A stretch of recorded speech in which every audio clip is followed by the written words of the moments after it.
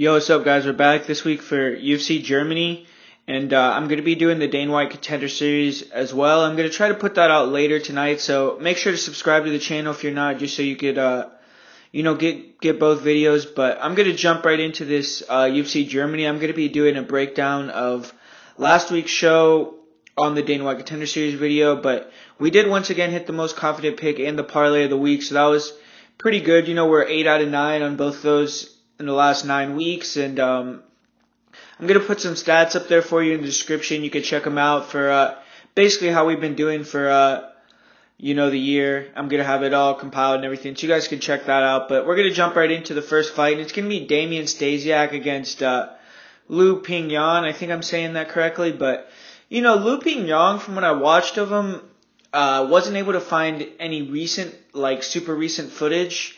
And he's a guy that started off his career kind of shaky. He started off his career 0-4, but since then he's been 11-1, so he's kind of been picking up steam a little bit. He did take a 3-year break from 2013 to 2016. He went pro in 2010. He was only 16 years old, apparently, because he's, I think they have him at 25 now, so he's either 16 or 17 when he went pro. And at 2013, he took a 3-year break, came back in 2016, and he's gone 6-0 since he's returned. Looks explosive. He has good hands, hard leg kicks, very aggressive on the feet. Definitely someone you don't want to stick around in the pocket with. Let him get his explosive blitzes going, because he can put it on you for sure. And he's going to be trying to time flying knees. He has big power in that straight right hand. I've seen him knock guys out in under a minute with that straight right hand. And since he's came back, he's won 5 of his 6 fights by finish. Finished 4 of them in the first round. So definitely going to be looking for that finish early. He likes to throw front kicks to the body. And he trains out of that same camp in China that produced Song Yadong, however you say it. We saw him a few weeks back, and everyone knows that guy's a bad motherfucker. I mean, he trains at Team Alpha Mill now, fast as hell. And, he kind of is a little bit similar to Yadong Song, in my opinion. I don't think he's quite as good. He's not quite as balanced on the feet or fluid, but similar explosiveness, similar in terms of willing to go to war, willing to just try to get that finish by any means necessary. And he will go for takedowns. He's a pretty good double leg. And I haven't found more recent fights, but his jiu-jitsu needed a bit of work from what I saw. He was getting caught in arm bars, he was getting caught in guillotines, going for double legs. Just seemed like he was a little bit sloppy with his jiu-jitsu, but he showed good heart. He, wasn't panicking. He was able to get out of almost basically a fully extended armbar against, this guy. I watched him fight. He was 18-4. They actually fought 3 times. He won 1, lost 2. And, that guy looked like he was a pretty well-rounded fighter as well. And, he was able to get takedowns on him. He was able to control position eventually. He was put in some bad positions for sure. But that was a long time ago. That was 4 or 5 years ago. And haven't really been able to find any of his recent footage, but from what I imagine, I could only see him getting better, at the jiu-jitsu, at his striking, because of his explosiveness. He was such a young age back then. And for Damian Stasiak is a counter fighter with a wrestling heavy game. He isn't extremely offensive, doesn't mind working going backwards, tries to draw you in, land hooks with both hands, has a really nice sneaky uppercut. Throws a lot of spinning techniques, most often the spinning back kick to the body. He isn't overly effective with it, but when he lands hard with it. He also throws a spinning back fist that he tries to walk you into. He's really a grappler first, has a nice single leg. When he's on top, he's active, works for submissions, good at taking the back, locking in rear naked chokes, flattens people out really nicely. He also attacks with some sneaky arm bars, both on top and off his back. He can be taken down and controlled, although he has a nice guard, can be walk down standing as well. I just believe that he lacks the power to keep people off him if he can't get the takedowns. And, he may be able to get some takedowns on Lu. I mean, it's possible. But I just think this guy's very explosive, man. And I really kind of like what I saw. And, I'm not saying that I don't know. I mean, Damian Stasiak's fought some good competition. And, been able to last. He did get finished by, I believe he got finished by Brian Kelleher. But, he didn't get finished by Pedro Munoz, was able to go all 3 rounds, had a pretty hard fight in that one. And, but it seems like guys that aren't willing to really go with him on the ground, guys that want to strike with him, have been giving him problems. And I think Lu Pingwan is that type of guy. I think he's going to be able to just be the much more explosive athlete out there. And I think he's going to get the win, man. I'm going to say Ping Yang Lu gets the win by second round TKO. I'm going to go with that. And, that is kind of, not my most confident pick because, like I said, it's hard to find recent footage on him. But I do think that, from what I saw, he's very explosive, very athletic, has knockout power. And from what I'm seeing on his record, he's been getting wins, finishing people in the first round. And, we're going to see what he's going to come out here with. But up next we have Jeremy Kimball against Darko Stosic. And, I watched Darko Stosic, and fuck, man, they keep giving Jeremy Kimball fucking hitters, man. Like, I don't know if he has a problem with someone. I don't know what happened in the UFC offices, but holy shit, like, they just want this fool to get knocked out. If he loses, they gave him Rogerio de Lima, Dom Reyes. These three guys have huge KO power. I don't know what he did out there, but, he had to have done I don't know, but Stosic is making his UFC debut. He's dropping down from heavyweight to light heavyweight for the first time, so you have to kind of monitor that, especially his gas tank as well. He did seem like an undersized heavyweight, but I'm curious to see how he looks at 205. Hopefully he didn't have to get off any medicine, or anything like that to make the cut down. I don't really know why he's doing it, but the dude is fucking strong as shit. His leg kicks are devastating. He has huge power in his punches. If he hits you clean, most likely you're going to get knocked out. Good straight right hand, okay jab. He'll try to trap you against the cage, throw body kicks. Try to keep you there as he'll try to unload with big shots. He's a plotter, slowly walks forward, high guard, but stays in front of you, doesn't move his feet very well. He has solid takedown defense, and that's where he shows his strength. I've seen him shuck off Dion Starling's takedowns and basically throw him out of the ring. They were fighting in a ring. He has good double legs himself, especially against the cage. He'll land heavy ground and pound. He's stiff and on the feet really only throws one-shot combos. He's shown decent cardio, but all his fights seem very slow-paced. He looks like he'll gas if he's pushed hard. And very wide with the shots. Very, very wild. Like he doesn't have a very sophisticated game. It's really all brute power, bullying, trying to get that finish. And just doesn't really have a lot of finesse to his game. And Jeremy Kimball, I'm not going to say he's good, but he's, just for the way he looks, he's surprisingly good and athletic. When you see him, you think it's going to be a walk in the park, but the dude is sneaky explosive and closes the distance very well. Super aggressive early, really has that killer be killed style. Uses a lot of lateral movement, decent footwork. He's light on his feet for being a big guy. Does seem like he could fight at 85. Has a lot of belly fat, but he'll throw a lot of leg kicks from the outside, then he'll explode into the fast punch combos. Big power when he lands. Pretty dope Donkey Kong smash KO over Josh Dansbury. And he's known for having a pretty good chin, able to weather storms. Good clinch control against the cage. He'll land nice knees in that position. You saw him, be able to control Dom Reyes for a bit against the cage. Also got a takedown there. He has okay takedowns. He'll try to take the back very quickly. If he gets on top of Stosic, I think he can do damage, no doubt. And he has a fairly decent resume. He's beat guys like Matt Van Buren, Keith Berry, Chidi Njokuani, Drew McFedries, Tom Spear. A lot of guys that have big KO power. Like I said, Drew McFedries, he's a guy with huge KO power. Tom Spear. But he does have poor submission defense.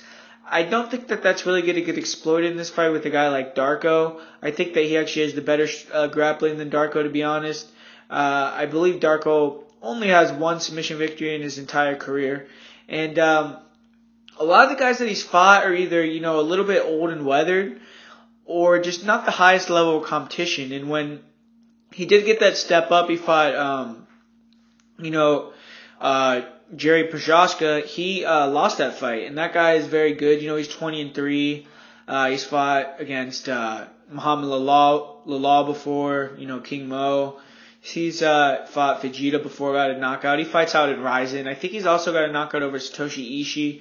So that guy's legit, and he actually finished Darko Stosic. So, overall, in terms of who I think is going to win the fight, I think it's a very close fight.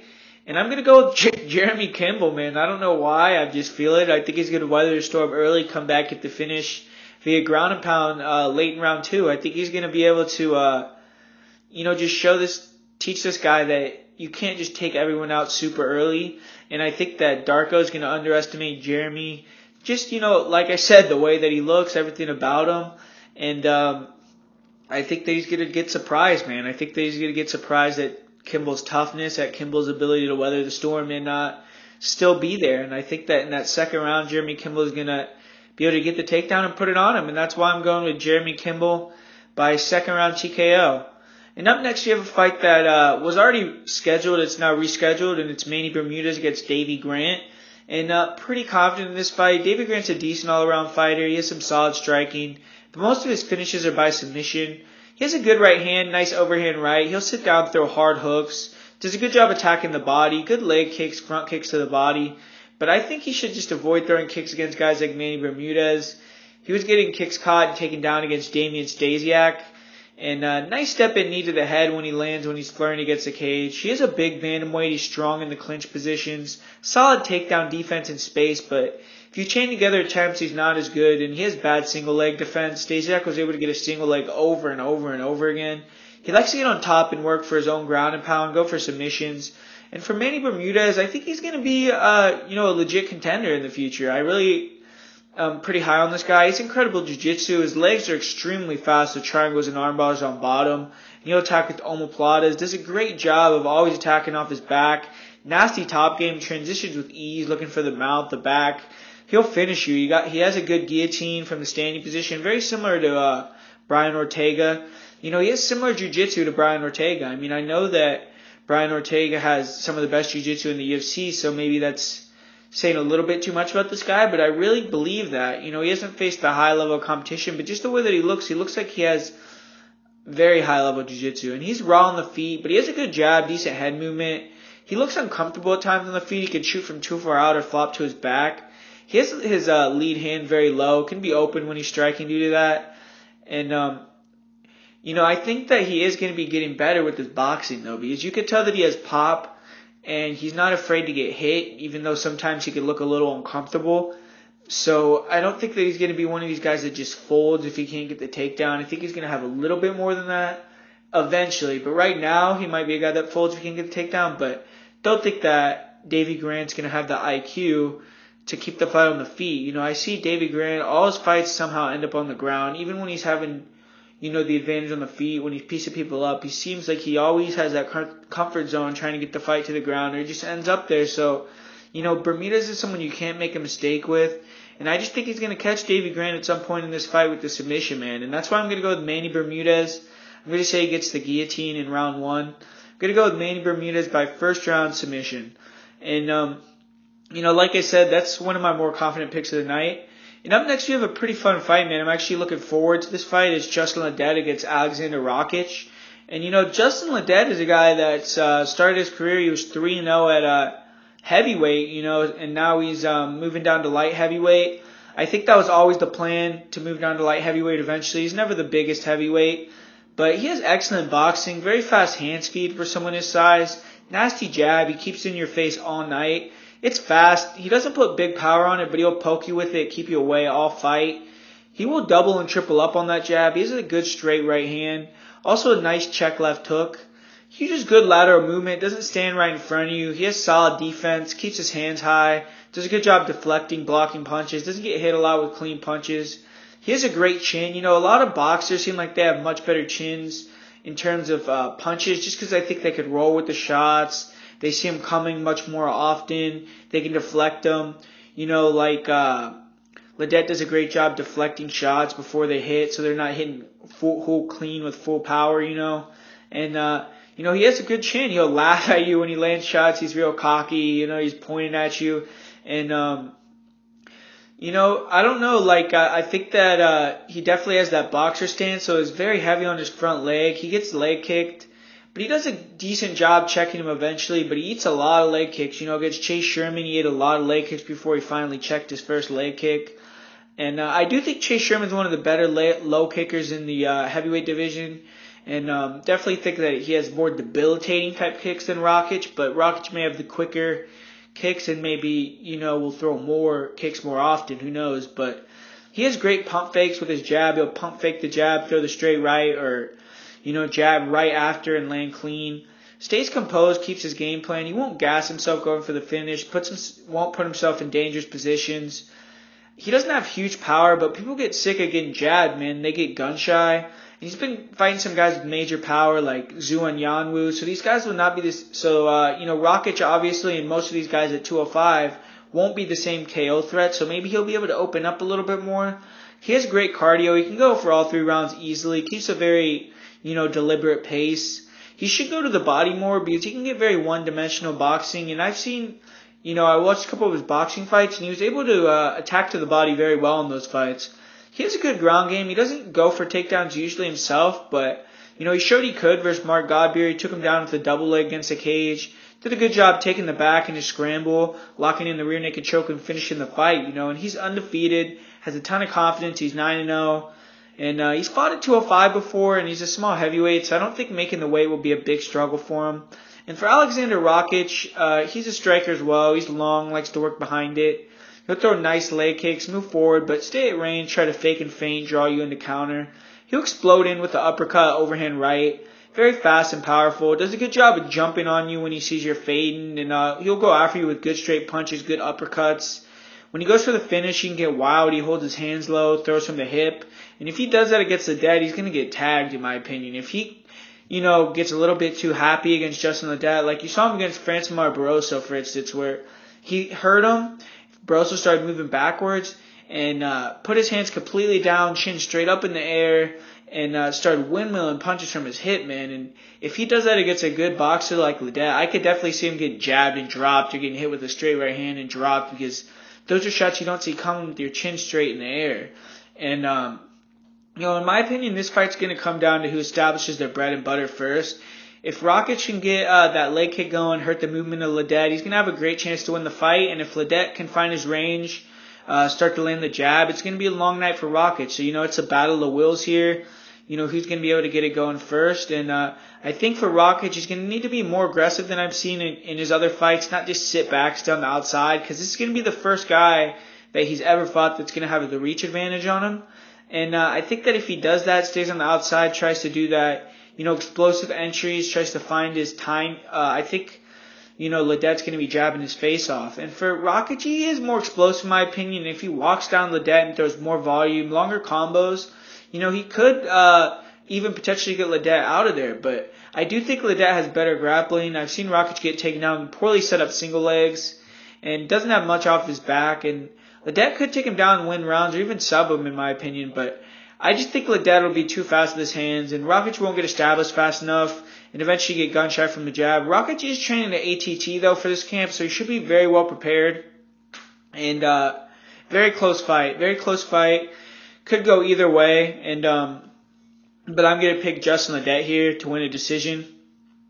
And I actually like Justin Ledet, man. I think that in terms of guys at 205, 205 is a very shallow division. I think both these guys can win a lot of fights in that 205-pound division. I don't think that, I don't think that guy, even like if you look at the main event here, like Anthony Smith versus either of these guys, I don't think that's a mismatch. I mean, Anthony Smith might beat them at this point in their careers, but that's what I'm trying to say. Like, I don't think they're that much worse than even the, middle tier guys, top 15 guys. And up next we have Nirimani against Khalid Taha.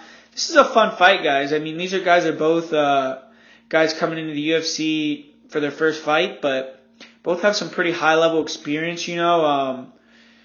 Nirimani fought at Cage Warriors. He actually won the Cage Warriors title against Paddy Pimblett, who's a pretty big star over there in England. He's beaten guys like Jeremy Petley, who's a pretty decent fighter out of Canada. He fought Alex Enlund back in the day, lost a decision, and I watched that fight. I actually thought he won that fight. And Alex Enlund's a guy that was pretty close to getting in the UFC back in the day, in my opinion. So he's, fought some decent guys. He fought Marcin Warzik, a Polish guy who used to be in the UFC. So he has some pretty high-level competition against some decent guys. And for Khalid Taha, he doesn't have quite that level of competition, He has fought some guys that are pretty good. He fought Takafumi Otsuka in Ryzen, and he got submitted in that fight. And But this guy Khalid is a powerful striker, man. I watched his fights. He puts his striking together pretty well. He's composed. Doesn't seem like he overextends himself. Very balanced, but has big power, man. I mean, he has big power in his kicks, big power in his punches, and seems like he'll also go for his own double legs. He also likes to go for takedowns, but gets taken down, and that's really his main problem, is getting taken down, getting pressured. And that's Nad Nirimani's game, man. Nad Nirimani's a pressure boxer, wrestler. He's a guy that likes to get in the pocket, land punches, take you down, really just grind on you. And I think this is a good matchup for Nad Nirimani. He has to mind his P's and Q's on the feet for sure. This guy could crack, man. I mean, Khalid has a lot of TKOs, a lot of knockouts. And Nad Nirimani has been wobbled before. He's never been finished before, so that's actually pretty good in my opinion to think about, because I do think that in terms of winning decision, I think unless Khalid hurts this guy really bad where, he's able to just show that he was clearly dominating the fight, I don't see him winning rounds. I see Nad winning rounds with his pressure, with his takedowns against the cage, and, I just think he has more high-level experience. He's fought 5-round fights multiple times, and he's already had I can't quite remember if he actually had like a fight week for the UFC or what happened, but he was scheduled to fight somebody, and something happened where the fight never materialized. But he has at least a little bit more UFC experience than Khalid. But this fight is in Germany. Khalid's from Germany, fights out of Germany, apparently Arena Dortmund gym. Not really sure who they have at their gym or anything, but so he is going to be at home there. So, I don't know. I mean, I don't think that's going to be close enough for them to rob Nad. So I'm going to say Nad Nirimani gets the win there by decision. And up next, we have an interesting fight, man. I mean, Meek versus Bartosz Fabinski. And, the reason why this is an interesting fight is because, Bartosz overall isn't a great fighter. He's making his return from almost 3 years away from the sport. But the thing that he can do is the thing that, Meek really struggles with, and that's wrestling, So he's like the ultimate grinder. He's been battling injuries. He's pulled out of a couple fights in that span. And, he's going to be looking to close the distance, get in the clinch, get the double leg control on top. And for Meek, he's a guy that gets taken down a lot. He got taken down, I think, 8 times against Kamaru Usman. And people are going to say that's Kamaru Usman. That's true. But he's still getting taken down, man. And he got taken down, I think, a few times against Jordan Meehan as well. So definitely is someone that, his takedown defense isn't incredible. But, for Fabinski, that's really all he has. The striking is not very good. But, like I said, he's very strong. Does a good job playing to his strengths. He's always closing the distance, going for the takedowns. Doesn't have great takedowns in space. He likes to go for the upper body clinches, then double leg against the cage. He will throw a straight right hand across the distance. He gets caught in guillotines a lot when he goes for double legs. Doesn't have great finishing ability on top. And he's fought lower level fighters in the UFC. And he does get tired as the fight goes on, in my opinion. But he's able to bail himself out by getting takedowns and top control. And I believe if someone was able to stuff those takedowns, like in the second or third round and make him work, I think that he could get very, very tired very quickly. He's one of those guys that I could see that happening to. And he doesn't have good striking at all at distance. He's very wide with his punches in space. Throws a lot of arm punches. Doesn't have great power. Keeps his chin high and head in the same place.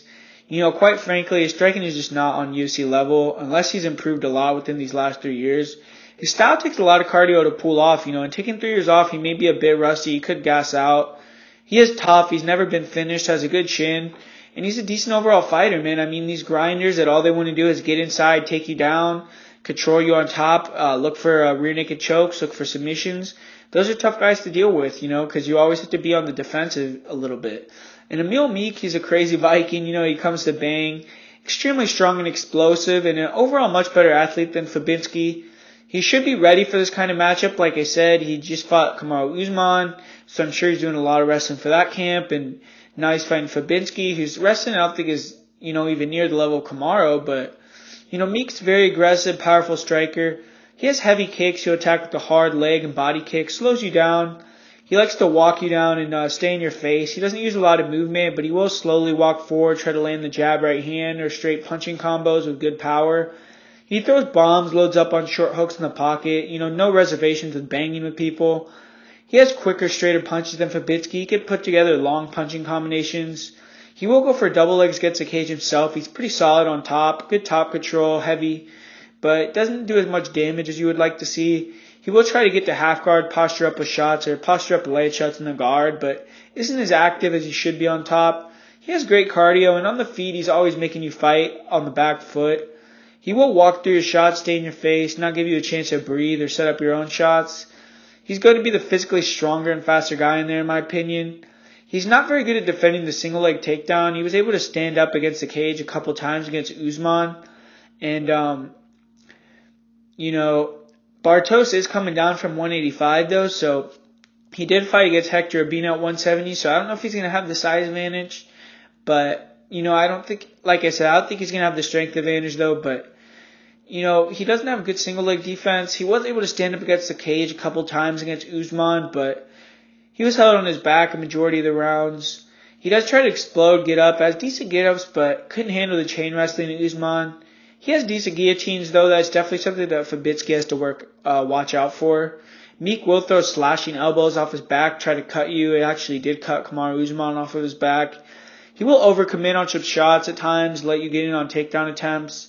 And he's a good fighter. He'll never break. He'll try to put it on you at the end of the fight. He's a finisher. All but one of his wins are by finish. He's definitely faced some much stiffer competitions. He has wins over Husam Pahars, Jordan Mean, that lost to Kamaru Usman. And he has been TKO'd 2 times. For Fabitsky, he's only been finished 1 time by submission. Never been TKO'd. And Meek has more ways to win. And I like that he's moved his camp over to the U.S. He's trained at the Performance Institute. And he's going to have a big advantage on the feet. I think Fabitsky may have some early success, may even win round 1 with the takedown. But I think Meek will wear on him. I think by the middle of round 2, you're going to see that Fabitsky's going to be noticeably gassed. And I think Meek's going to be able to unload with the flurry. And Fabitsky's going to, crumble, get into that fetal position. And Meek's going to get the TKO victory. But that's a tricky fight, guys. I mean, Bartos could get in there and, land a takedown every round and win the fight. I mean, it's very, very possible. It's very possible that happens. So, don't say that I didn't warn you if that happens. But for next fight's Damir Hadzovic against Nick Hein. And Nick Hein's going to be fighting at home in Germany. And, he always says that this is like a title fight for him when he fights in Germany. So he should be out there looking in pretty good shape. And Damir Hadzovic is a striker. He comes to bang. He's dangerous, man. And he's showing improvements. I like his camp he's at. He's at Arte Suave Copenhagen. The same camp that Mads Burnell is at. He's extremely aggressive. He wants to break you with pressure. He walks you down with a high guard. Throws a nice right hand. Great knees. He's explosive. He can close the distance with knockout power on his punches and his knees and his kicks. He KO'd Marcin Held with a nasty knee to the head. He can get over-aggressive, get off balance, and people can take him down. He showed improvements on his takedown defense. He get-ups, though, against Alan Patrick. But his takedown defense is still questionable. He will attack with arm bars, triangles off his back. He does have good cardio. He won't quit. He'll come in the 3rd round down 2-0, go hard for the finish. He has good cardio and a solid chin. Really relies on his chin to eat shots, keep his forward pressure. He's a pretty big 155er. Hein's a smaller 155er. So that may be come into play. And Hadzovic does rely heavily on finding the knockout. And if he doesn't, he's not great at winning decisions. He has 9 finishes in his 11 fights. He's 2-3 in decisions. And Nick Hein, he's going to be fighting at home in Germany. Like I said, he says that all his fights in Germany are title fights. So I had to expect him to be ready to get in shape, ready to get going. And he's a black belt in judo. He's more of a striker in the UFC, though. Solid lateral movement. He'll circle the middle of the cage, land nice counter left hands, good right hooks. Good at switching stances. He'll throw straight punches and hooks from both stances. Good power in his overhand. He can drop you with it, but overall, doesn't have big KO power. He will throw a left head and body kick, but majority of his strikes are punches. He comes in with his game plan. He won't deviate from it. He's a smart fighter. You have to beat him. He won't beat himself. Does a much better job of feinting and faking, set up counters than Hadzovic, and he will land that left hand. He has a good takedown. He's a former judoka. He has good body locks and good trip takedowns. He will go for the double as well. On top, he's heavy when he can cement top position, has decent top control. He doesn't hold guys down the best, though, and I feel Hadzovic will be able to get up from bottom on him if he does take him down. And this is a fight Nick Hein's going to win most likely, though, if he doesn't get finished. He needs to stay on his bike and not get into a war with Hadzovic. Hein likes to fight at a slow pace. Hadzovic is going to be forcing Hein to fight. He won't give him that time to sit and stare at him. And Hein does slow down, especially in round 3, and I could see Hadzovic possibly capitalizing on that. Hein just fought in May, got finished in round 1. He doesn't usually fight often, so fighting 2 times in 3 months, who knows if that's going to help him or hurt him, but he's a grindy type guy, and I think he's the smart pick here. If he doesn't get finished, he's definitely going to win the decision. I just think that, he has more, cleaner striking maybe on the feet, and he has the ability to get that takedown. And so I'm going to go with Nick Hein by decision in that one. And up next you have David Zawada against Danny Roberts. And this is a pretty fun fight, man. I think I saw the line for this fight, and I think it's way off. I watched this David Zawada guy, and seems like he has some decent grappling, decent takedowns, good ground and pound. He seems very aggressive. Seems like he has really no problem getting in a war. I've seen him get in some, pretty big wars in KSW. He fought a guy named Michael Makowski, and he submitted him. And I think he's a tough guy, man. I think that if he lands a shot on Danny Roberts' chin, I think that, he could win this fight. I don't think that it's out of the realm of possibility. I think that, he's 16-3. He's fighting in Germany. That's where, he is from. And I just think that Danny Roberts, he's an athletic, rangy striker. He has good knockout power himself, but definitely has a questionable chin. Inside leg kick. He throws kicks to the body and head as well. Good hands. He's a former boxer. He'll attack to the body with punches. Good overhand right. He KO'd Bobby Nash with the overhand right. He is improving with this takedown defense. And he does have that, UFC experience. And this fight is short notice here for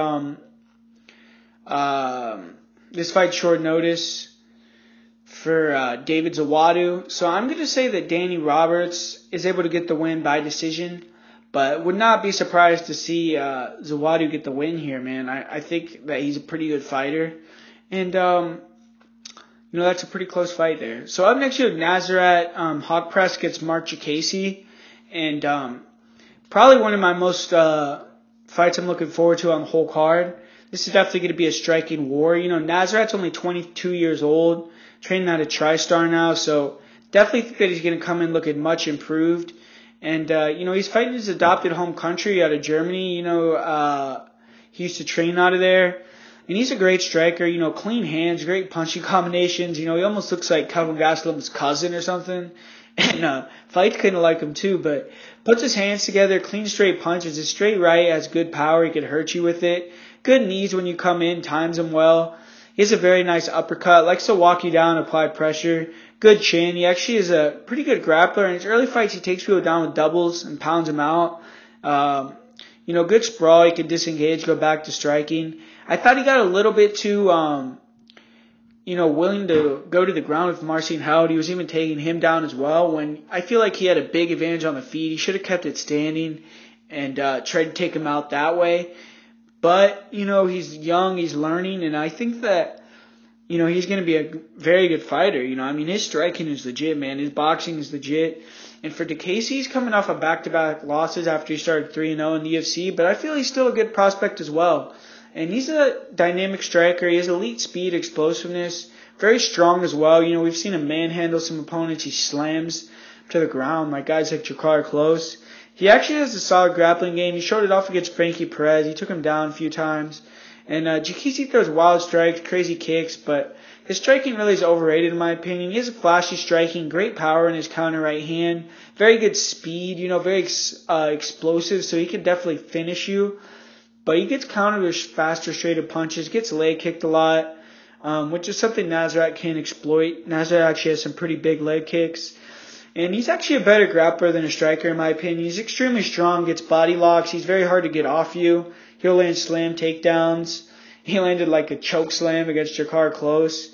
And I rewatched that Close fight, and it was pretty close. First round was given a close because of a drop off of a leg kick. Mark fell off of a leg kick. But other than that, I thought it was, very close. And, Mark would look like he's quitting, like saying he can't see or dropping from leg kicks, but then he comes back impressively. He won that third round versus Frankie Perez after losing round 2, and won that third round against Jakar Close, even though he lost the fight.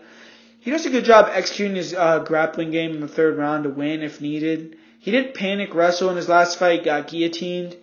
And, I actually think Nasrat's just going to be more composed in there, man. I think that he's going to be able to walk him down. And I think that, if they get in a firefight and they're both landing shots and, they both have to weather a storm. They both have to battle through adversity. I think it's going to be Nasrat that comes out the other side of that, man. But, it is very possible Marc Diakiese is a great athlete. It's possible that, he could clip him early, tag him early, and just finish him off very quickly. But I think as this fight progresses, I think it gets more and more winnable for Nasrat.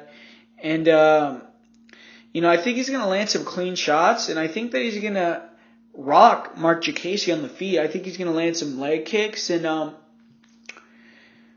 going to go with Nasrat Haqparast by 29-28 decision, and I'm expecting him to show a lot of improvements training with Faraz. He's only 22 years old, and so yeah, I'm going to go with Nasrat Haqparast there in an upset. And up next we have Marcin Tybura against Stefan Struve, and for this fight, this is a typical heavyweight fight. Marcin and Struve are both faster, more mobile heavyweights. Tybura is light on his feet, uses a lot of straight punches, straight front kicks to the body. Then he'll throw nice round head kicks. He'll throw the front oblique kick to the knee as well. He can get hit clean when he does that, and he squares up, as you saw in the Lewis fight. He got dropped early and then finished later from, squaring up, throwing front kicks. And he's a good grappler. He has straight body lock takedowns, fast transition. Does a great job getting the mount, taking the back.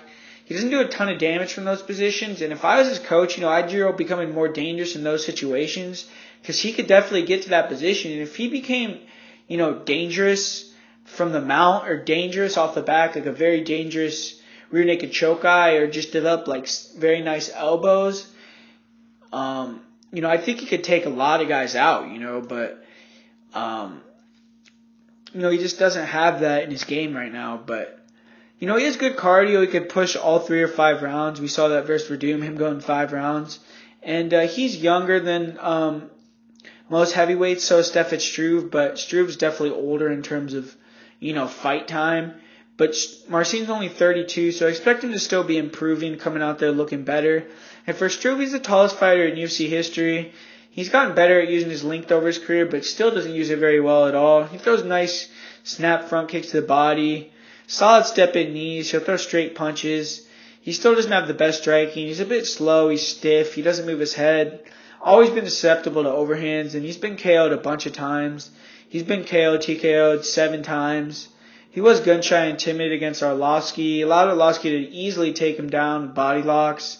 And Struve has always struggled with guys who can get in on his legs, work him in the clinch, take him down. And he's actually a better grappler than he's a striker, though, in my opinion. He's long, does a good job manipulating bodies with his size and reach to land on top, get the back and the or the mount. He has great chokes, getting a nice anaconda choke in his last UFC victory against Daniel Malanchek. And Struve, though, he's never had a win versus a prime top 15 guy, in my opinion, in his entire career. He's beaten the likes of Daniel Malanchuk, completely washed up Bigfoot Silva, Nogueira, and very green Stipe. Those are some of his biggest wins, He has a nice uppercut. He'll throw solid kicks to the body and the head. He has heavy pressure and actually doesn't work moving backwards well at all, even though he's so big, or so tall, He uses a jump knee to the body a lot. And Struve really struggled defending ground and pound against Volkov. I think that could be a problem in this fight. And he has a problem where he just backs up and covers up against the cage. And Tybura, I think, is just much fresher. He has the massive wrestling advantage here. He just needs to not walk into something and get caught in the mat with the submission. Other than that, I think he's going to dominate this fight. He's one of my more confident picks of the night. And I'm going with Marcin Tybura via 30-27 decision and or ground and pound finish. And up next we have Abu Azaitar against Vitor Miranda. And, this is an interesting fight. I watched Abu Azaitar, and he's making his UFC debut. He hasn't fought in a year and 9 months, but he's very physically strong. he does a few things that I pinpoint as, weak points for Miranda. He throws very nice and heavy leg kicks. And Miranda's been chopped down in the past by guys like Chris Camozzi. He also has very questionable takedown defense. And I'm talking about Vitor Miranda. I mean, the dude was grinded by Chris Camozzi. Chris Camozzi gets grinded by everyone, and he grinded out Vitor Miranda. And Vitor Miranda's 39 years old. So I believe that Azaitar having a problem with takedown defense himself. I think that he's actually going to be able to get takedowns against Miranda if he needs to. And he's one of those exploding rest guys, fights in bursts. Very explosive. He'll try to close the distance with looping punches, short hooks. He's very powerful, and if he connects, he can put you to sleep. He has knocked out guys like Jack Marshman, who's a solid striker in the UFC with a good chin. He knocked him out inside of a minute. He can do a lot of waiting for you, trying to counter when you're coming in. If you start picking him off when he's coming in, he gets a little bit gun-shy to close that distance. He tends to be very wide open with his shots, and he can get hit with straighter, faster punches. He does have a good chin, and off his back, he's definitely too complacent. He needs to get better at getting up. He's moving up to 185 for this fight. He's been fighting at 170, but he does seem like he has a good frame at 85. He will be the stronger guy in there. And Miranda, he's a solid striker from range. Good high kicks, nice straight punches. Uses a lot of feints to try to set things up. He'll throw good front kicks to the body. He doesn't have great movement. He stands right in front of you. He's 39 years old. Seems to be losing that explosion. You could see it mostly in grappling scenarios. He gets overpowered, and then when his openings to get up, he can't scramble fast enough. He loses fights off his back. He becomes too complacent off his back as well. He's lost his last 2 fights, and I think this may be his last fight with the loss. I think he might retire here. I think both guys get tired as the fight goes on, but Abu's willing to push through more. I think Abu will use a smart game plan. I think he's going to use wrestling, maybe even finish with ground and pound, but I think he's going to land some decent shots on the feet. And, I think he's going to win by 3rd round ground and pound finish, and that's a fight that I'm really pretty confident in. I'm pretty confident in this fight. I really struggled to find the most confident pick for this week. I mean, it's really kind of a tough week. So that, honestly, Abu might honestly be my most confident pick of the week in that fight. Even though, Vitor is definitely dangerous. We've seen him, finish some guys in the UFC. He finished Marcelo Guillermo's. But, I mean, that guy is not very good. He beat Clint Hester, who also is not very good. And Clint Hester was coming off a pretty devastating knockout that he had against Robert Whittaker coming into that fight. And he came in and fought Miranda. And, Miranda, I wouldn't say that he has... I just think he doesn't have a lot left, man. I just don't think that he has a lot left. I think, like I said, this may be one of his last fights. And, Abu's out of Germany. He has fought in big-time promotions, ACB, KSW, WSOF, Cage Warriors. So, I mean, he's definitely fought in some big-time promotions. I don't think that he's going to be, intimidated by the moment. And I think he's going to go out there and get the win, man, like I said. And he's one of my more confident picks of the night there. So I'm going to go with Abu Azaitar by 3rd round finish in that fight. And I'm next to have Glover Teixeira against Corey Anderson. And, very, very interesting fight, man. I mean, Corey Anderson's coming in here on short notice. And it's kind of a similar matchup, but I think that it's Corey Anderson's, less dangerous on the feet for sure. Not quite as explosive. He's not someone like Alir Latifi that's going to close that distance, land a overhand right, and, knock you dead, But Corey Anderson's, in my opinion, a tougher fight for Glover Teixeira solely because of that pace and that pressure, man. Because Alir Latifi, while he's like a tank, I think that Alir possibly had a chance of beating Glover as well. But Alir is a guy that's going to fight at a deliberate pace. They're going to stare at each other for a long time. They're going to get in, positions where Glover can rest in between the fight. And we've seen him, against guys that really put heavy wrestling pressure on him, like Phil Davis, we've seen him, kind of will under that pressure. But then we've also seen him KO guys like Ryan Bader. But, Ryan Bader's always kind of had that problem in his career where he can get too overconfident in fights. We've seen it against Tito Ortiz. We saw it against Glover. He ran in with his hands down after he hurt Glover Teixeira. And I just think that he can get a little bit too confident in himself sometimes when he's, got that finish or he's like almost got the guy out of there. And Corey Anderson, he's been impressive, man. His last 2 fights, if you watch his fight against OSP, he did get knocked out in that fight, but he was dominating that fight, man. He was taking OSP down. He was boxing him up against the cage. I really like the way that he goes, he'll land some shots, go back down to the legs, come back up, land some shots to the head, come back down to the legs. Really works, guys. The way that he was dominating Patrick Cummins with the wrestling was just very impressive. And he's a guy that keeps that pace on you, man. Overtime, Corey Anderson, he's never going to wane in the fight. He's always going to be right there. He's going to be right in your face, making you work. And in this fight against Glover Teixeira, I think that's exactly what he needs to do. If he starts trying to hang around a distance or stand around in the pocket with Glover Teixeira, I think that's going to be a terrible decision, man. I think he needs to be either all the way out where they're not engaging on the feet, or he needs to be all the way in, closing that distance, getting in on the legs, making Glover Teixeira work. And, Glover is older, man, and you do see him dipping. He doesn't have the same movement. Corey Anderson is going to be the much quicker, faster, lighter on his feet guy out there. You definitely saw that against Alexander Gustafsson, where he just really, really struggled to find his distance, get in on Alexander. You saw Alexander do a lot of running in that fight to stay away. And, in Glover's last fight, though, he did look very good. He dusted Misha Serkinov very early. Misha Serkinov's another guy that's, going to go for that grinding type style and try to take him down. And, Serkinov actually, it looked like he clipped, from what I remember, it looked like he clipped Teixeira early, was really, going hard for the finish. And, it looked like he was really beating him up on the feet. It looked like he was much faster. And, Teixeira was able to get the takedown, take him to the ground, get in both hooks, work for the rear naked choke, and, just got it, right away. And it was really kind of shocking because Misha does have a good, grappling pedigree. And so I don't know what really necessarily happened there. Glover looked very, very slick on the ground. Looked like he just dominated him on the ground.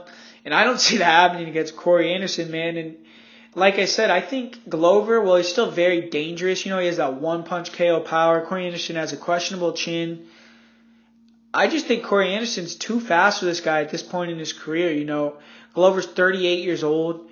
And he's not going to be taking down Corey Anderson like that. I promise you. I don't think that's going to happen. And so I'm going to go with Corey Anderson. I think that he's going to win a decision. And I think it's going to be a dominant decision. I think he's going to open a lot of eyes, man. He's coming in. He's taking this fight on short notice. If you guys follow this channel, I've always been kind of riding with my guy Corey Anderson. I picked him against Ovance. I picked him against Patrick Cummins. So, I've been picking him a lot. I know some other people are kind of down on him. They'll say that he's not very good. But in my opinion, man, just because he got knocked out a couple times, doesn't mean that he's done. It really doesn't. Against OSP, he got hit with that one head kick in the second round, got dropped. He was able to recover from that head kick. So, his chin isn't completely gone. And, I did think he got a raw deal against Shogun. I thought he won that fight, but it was very close. And did get knocked out against Jimmy Manuwa, got knocked out against OSP, but those guys knock out a lot of guys, and so does Glover Teixeira. I'm not saying that Glover is a complete no-show in this fight. He could potentially win the fight for sure. But, man, I like Corey Anderson. I think that he's going to be able to put the grind on Glover Teixeira. I think he's going to be able to stay in his face. I think he's going to be boxing him up in that dirty boxing type, clinch type game. And, if he gets clipped, Glover finishes him. Glover gets another win versus a up-and-comer in this division. Props to Glover Teixeira. He's one of the greatest light heavyweights of all time. If he can keep it going, he can keep it going, man. But I'm going to say Corey Anderson's able to finally break through, man, get a big-time victory. I think that one of his family members just recently passed away, so he's going to be fighting for him, I'm sure, and has a lot of extra motivation. He knows this is his big break, and I'm going to go with Corey Anderson to get the win here. And on to the main event, we got the legend Marcin Shogun Rua. He's coming in. He's fighting against Anthony Smith, who had a very nice debut in the UFC light heavyweight division with the KO over Rashad Evans. But the thing about that, man, we called that to a T here at the on the podcast, because Rashad Evans, like I said, during the camp he was doing some movie roles. He was, kind of doing his own thing out there in Atlanta, and didn't seem like he was super interested in that fight. So I don't know much to think about that. I mean, it was a good win for him. Even the way that he finished it with Rashad leaving his head there, everyone saw that coming, and Rashad just didn't. So it just shows more about Rashad, in my opinion, than it does about Anthony Smith. But Anthony Smith's one of these guys that you can never count him out, because he'll be losing the first 2 rounds like he was against Elvis Mutapchik. He was down 2-0, down 2-0 against Andrew Sanchez, down 2-0 against Hector Lombard, and somehow comes back, gets the finish in those fights, But those guys slow way down. You saw the way Hector Lombard got completely gassed. You saw the way Andrew Sanchez just completely gassed out. And for everything that Shogun is, he's an older guy. He's, aging.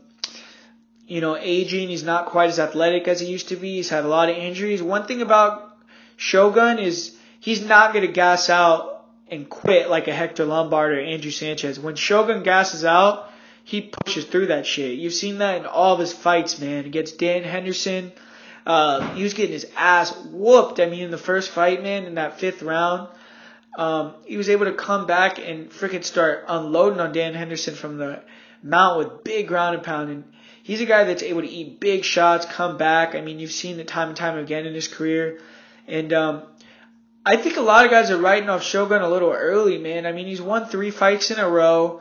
The line, I think, is just pure disrespect. I mean, Anthony Smith, he's 13-2 in his last 15 fights. Great record. And but he hasn't beaten anyone that good. He's beaten a lot of older guys, beaten a lot of, non-UFC level guys, and, beaten a lot of smaller guys, quite frankly. Like, he's beaten Josh Neer 2 times. He's beaten, that guy, Tim Williams, who's an 85er. Elvis Mutapchik, who's a small 85er. Hector Lombard, very small 185er.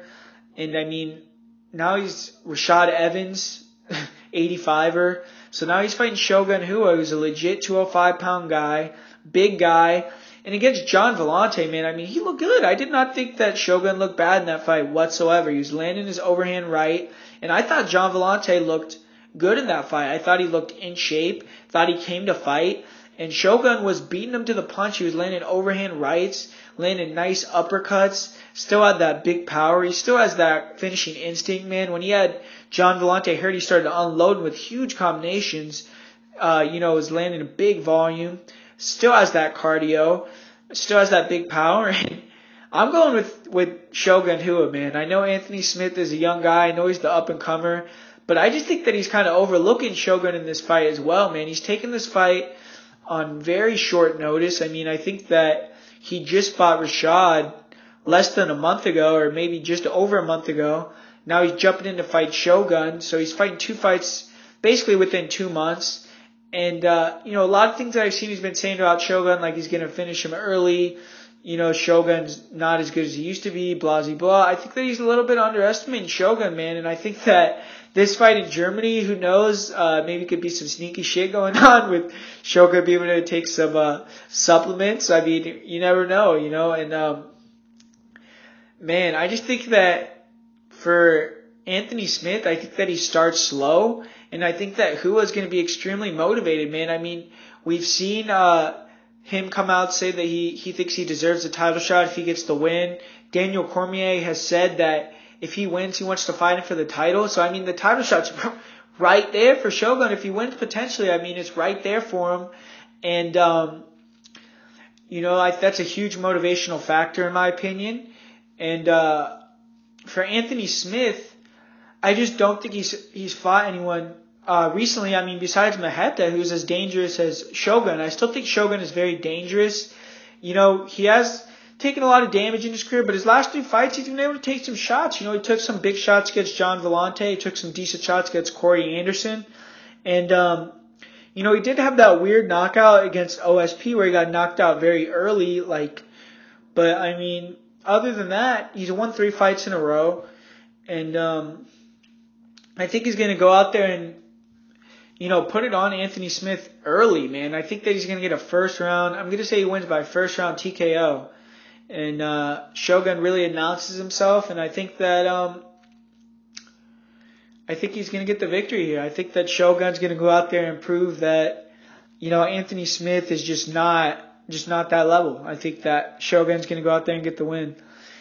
And all right, guys, for the most confident pick of the week, I'm going to go with Marcin Tybura as the most confident pick of the week. And for the parlay of the week, I'm going to go with Marcin Tybura and Abu Azaitar. And I think that's pretty good parlay. I think that those both should hit for sure. Tybura just seems like he has much more, you know, juice left. He's much more into fighting than Stefan Struve. A lot of things alarm me about Stefan Struve. Like after his before his last fight against Arlovsky, he was saying things like he wanted to retire, he didn't want to fight anymore, blah blah blah. So, you know, I don't know how much he's in it, how much longer he has. He looked very, you know, out of it in that fight. And for Azaitar, like I said, I just think Miranda's on his last legs, man. He's 39 years old. He's just, like I said, he doesn't look as explosive as he used to in certain positions. And I think Azaitar just has some advantages over him in certain areas that I think he's going to exploit. For some other parlays or some other things that I think could be potentially good, you know, I think that Bartosz Fabicki by decision or Emil Meek by finish. I think, you know, the most likely scenario in that fight is Emil Meek finishes him or, you know, Bartosz could potentially steal a decision there. And for same thing for Damir Hadzovic against Nick Hein. I think that if Nick Hein wins, it's going to most likely be by decision. And for Hadzovic, I think a pretty good prop for Hadzovic could potentially be a 3rd round knockout or TKO if you could find that. And you know, I think Jeremy Kimball is a decent underdog. I think that he has a chance to victory there. I don't think Darko is, you know, necessarily high level. And Manny Bermudez by submission, I think, is likely. I think Nirimani could potentially win by decision. For Justin Ledet for Rakic, very close fight. Pass on that one. I think Nasrat Haqparast, I think that line is way off. I think that it should be closer to a pick'em between him and Mark Chikasi. So I would think that he's a pretty good dog as well. I mean, I may even sprinkle some money on him. Corey Anderson as well. Obviously, Shogun is a dog. So I picked some dogs here for you guys as well if you want to, you know, poke at some of those. I know last week we hit some pretty good dog plays, you know, like Raoni Barcelos. And hopefully we can keep it going, guys. Thanks for watching once again. I'll see you guys next week. And subscribe for more. And oh, yeah, like I said, I'm going to be putting out that Dana White Contender Series video most likely later today, maybe like around 9 p.m. West Coast time. So either you guys could watch it, you know, late tonight, early tomorrow, whenever you want to do it. But we'll be putting that out for you guys as well. And thanks for listening. Thanks for watching. And we'll be back next week.